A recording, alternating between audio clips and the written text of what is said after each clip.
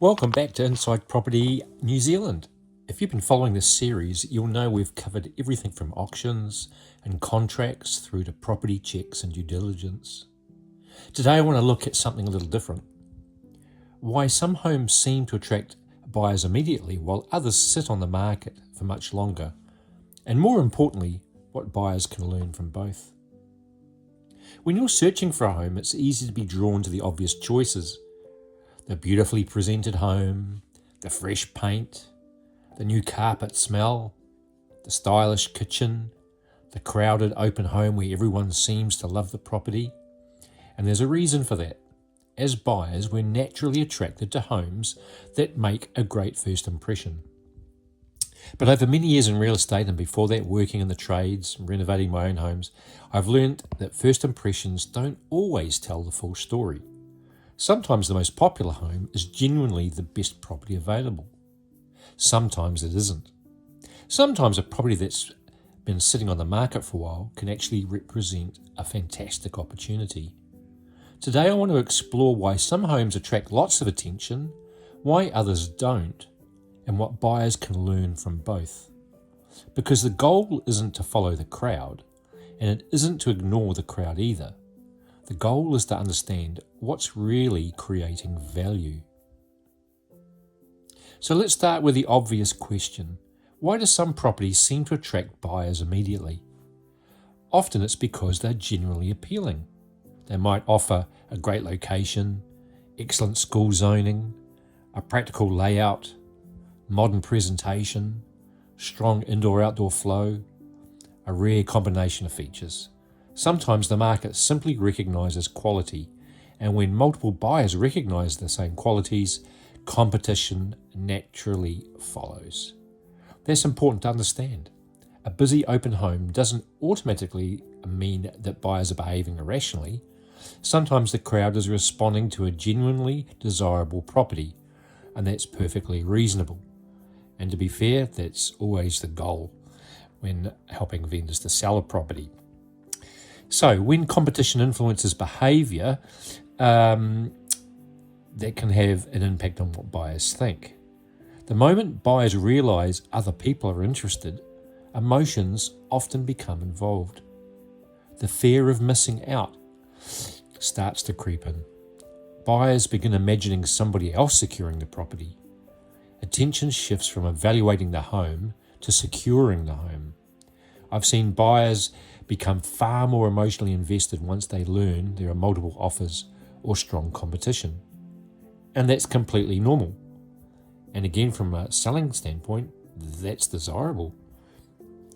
But it's also why buyers need to stay disciplined. No matter how popular property is, it still needs to fit your needs, your budget, and your long-term plans. Competition doesn't change those fundamentals. So now let's take a look at the other side. Why do some properties stay on the market longer? Many buyers immediately assume there must be a problem, but that's not always the case. Sometimes a property takes longer to sell because it was initially overpriced, the presentation isn't as strong, the marketing isn't connecting with buyers, the timing isn't ideal, or the layout appeals to a smaller group of buyers. That doesn't automatically make it a bad property. In fact, some very good properties spend longer on the market than they probably should. The important thing is to understand why, not simply assuming. Look, I remember marketing a property where another very similar home nearby was also on the market at the same time. The competing property had been professionally staged. My owners weren't in a position to do the same. One buyer visited both homes and later told me they preferred the other property because they felt the bedrooms in my listing were smaller. That comment surprised me. So look, I went back and compared the floor plans. The reality was quite different. The bedrooms in my listing were actually larger than the bedrooms in the competing property. The difference wasn't the size of the rooms, it was the perception of the rooms. Because the staged home had furniture throughout, buyers could immediately visualise how the spaces worked. The empty rooms in my listing felt smaller, despite being larger on paper. The staged property immediately attracted more interest and ultimately achieved a higher price. So now there's a lesson here for the sellers, obviously. Presentation matters. The easier it is for buyers to imagine themselves living in a home, the stronger the emotional connection often becomes. But there's also a lesson for buyers. Sometimes perception and reality aren't the same thing. The property attracting the most attention isn't always the property offering the best value. So don't jump to conclusions, and this is where many buyers get caught out. They see a property sitting on the market and assume something must be wrong. But what if the issue is simply price? What if the seller started too high and is now adjusting expectations? What if the marketing wasn't effective? What if buyers are overlooking something because of presentation?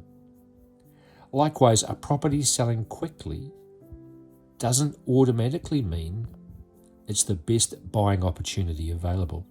It may be, but it may also be benefiting from strong marketing, excellent presentation, or emotional competition. The point is simple. Don't make assumptions based solely on how quickly a property sells. So look beyond cosmetic appeal, because another thing I've noticed over the years is that buyers are naturally drawn to homes that already look perfect.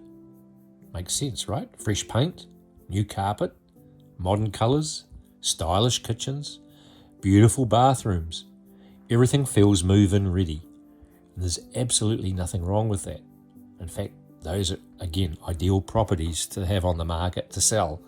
But sometimes buyers become so focused on cosmetic presentation that they overlook a property which may actually offer better long-term value. I've seen buyers dismiss homes because of older carpet, dated wallpaper, or colours that simply aren't fashionable anymore. Yet many of these things can be changed relatively easily. A few days of painting, new flooring, updated light fittings, minor cosmetic improvements, and you can just get somebody in to do it for you if you can. So compared to major structural issues, these are often among the simplest and easiest things to fix. And sometimes the best polished property, or in fact the less polished property, need a blooper reel, don't we?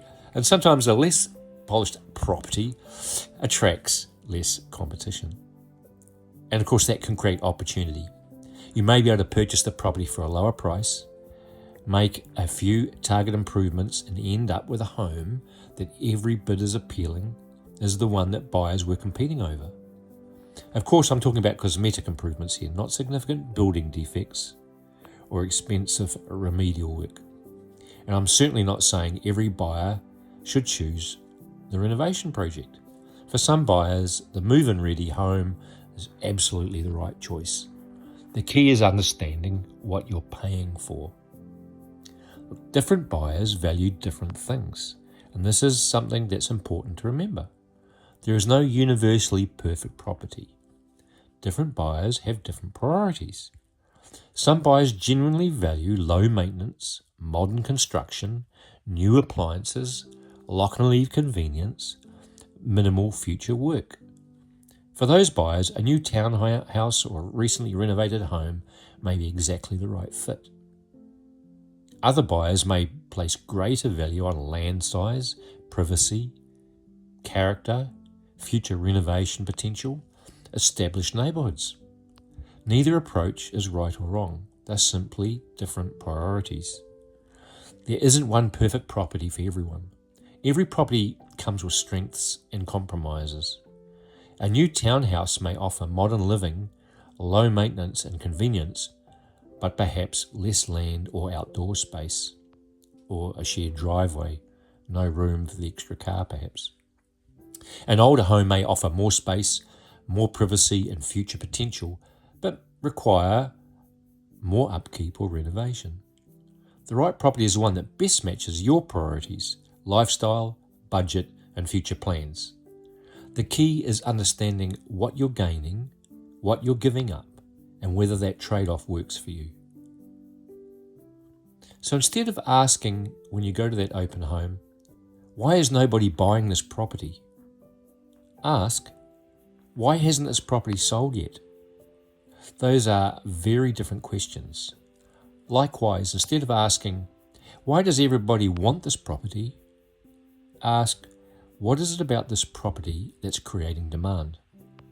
When you understand the reasons behind buyer behaviour, you start making better decisions yourself. So what are the takeaways and what can you learn?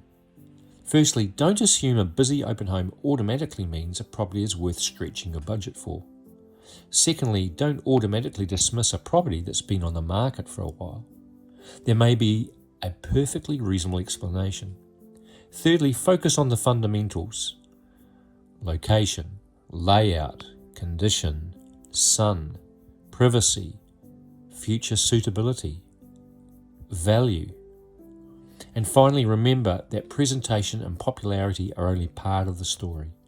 Some of the most important features of a property aren't immediately obvious, and these are often the things that continue to matter long after the new carpet smell has disappeared. So, the next time you walk through an open home, try looking beyond the obvious. Look beyond the paint colours, look beyond the furniture, look beyond the crowd. Ask yourself, what am I actually getting here? What are the real strengths of this property? What compromises am I making? And does this align with what matters most to me? Because the best property isn't necessarily the one that everyone else wants, and it isn't necessarily the one everyone else overlooks. The best property is one that best aligns with your needs, your budget, and your future plans. And if you're a first home buyer and you're still figuring out exactly what those priorities are, that's completely normal. Every open home you visit teaches you something. Every property helps you refine what matters most to you. The important thing is not to let presentation, popularity, or first impressions make the decision for you. Take the time to understand the strengths, compromises, and opportunities each property offers. Because the more clearly you understand what you're looking for, the more confident you'll become when the right opportunity and property comes along. So look, thanks for watching. Lots of information. If you found this video helpful, don't forget to like, subscribe, and follow Inside Property NZ for more practical advice for New Zealand home buyers. We'll catch you on the next one.